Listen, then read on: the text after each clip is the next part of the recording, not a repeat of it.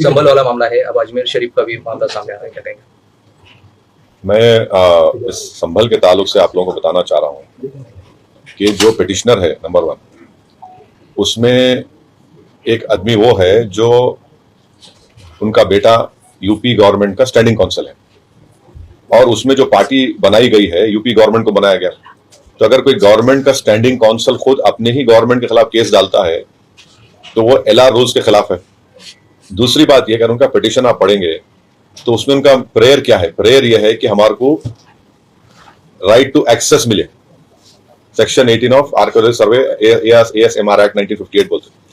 जब right to access का उनका प्रेयर है तो कोर्ट के जज साहब ने क्यों सर्वे का ऑर्डर दिया? अगर उनको एक्सेस चाहिए था तो जाओ, तो मस्जिद में बैठो, कौन रोकता है? तो रोक टोक तो नहीं है। प्रेयर उनका यह है कि राइट टू एक्सेस होना हमारे को, और उनको सर्वे का ऑर्डर दिए जज साहब, तो ये गलत है ये। दूसरा यह है कि प्लेसेस ऑफ वर्शिप एक्ट के तहत आप उसका कैरेक्टर नेचर चेंज नहीं कर सकते, आप सर कन्वर्जन नहीं कर सकते, तो सर्वे कैसा करा रहे आप? और फिर आप देख लिए कि अगर वो लोग कोर्ट को नहीं जाते तो आज वो 5 लोगों की मौत नहीं होती, बेकसूर नौजवानों की मौत होगी वहां पर।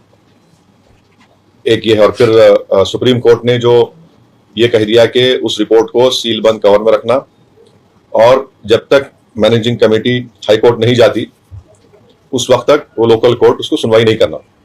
और जो oral observation chief justice of India के हैं, जो वो ASG को बोल रहे थे कि गवर्नमेंट न्यूट्रल रहना चाहिए, कोई गड़बड़ नहीं होनी चाहिए, ये उन्होंने कहा। अब आपका दूसरा सवाल जो गरीब नवाज सुल्तान हिंद के बारे में है, एक बात बताइए, 800 साल से वो दरगाह है। अलाउद्दीन खिलजी की जब हुकूमत थी तो उस जमाने में 12th सेंचुरी में दरगाह शरीफ है। 12th सेंचुरी में गरीब नवाज का विसाल हो गया। 13th सेंचुरी में अमीर खुसरो, आप लोग जानते हैं अमीर खुसरो रहमतुल्लाह, उन्होंने किताब लिखे थे खजाइने फुतुहा, उसमें उन्होंने दरगाह का जिक्र किया।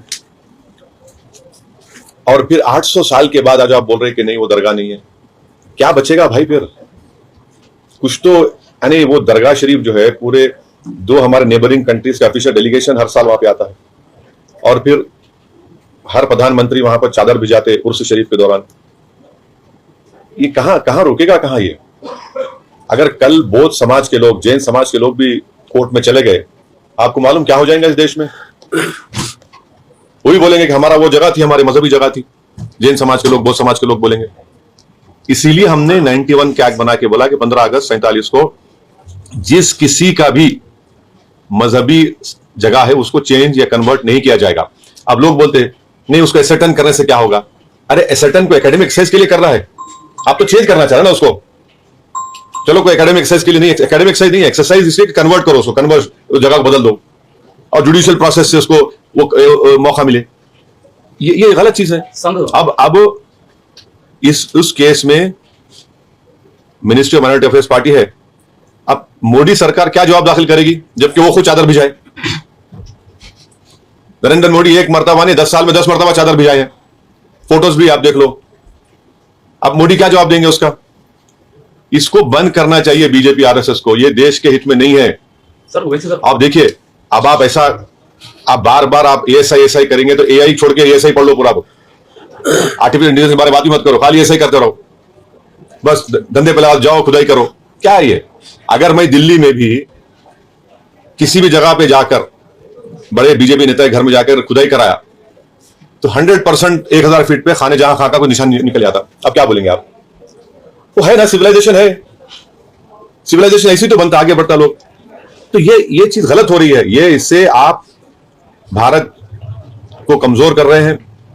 140 करोड़ जनता के दूसरे मसाइल भी तो है, बेरोजगारी है, महंगाई है, किसान मर रहा है, चीन ताकतवर होते जा रहा है, मगर आप इस पे लगा दिए, एक काम पे लग जाओ। ये देश के हित में नहीं है, गलत है, इसका हम कंडेम करते। और अफसोस के साथ कहना पड़ रहा है कि जब बाबरी मस्जिद का जजमेंट आया था, हम उस वक्त ही कहा था कि ये इस तरह के मसले शुरू हो जाएंगे, और DYC चंद्रचूड़ साहब अगर इसको रोक लगा देते केस में तो किससे खत्म हो जाता था। वो गलत ओरल ऑब्जर्वेशन दिए वो। इस वास्ते आज 15 ऐसे जगह पर इस तरह की हरकतें हो रही है या करने की कोशिश कर रहे हैं लोग।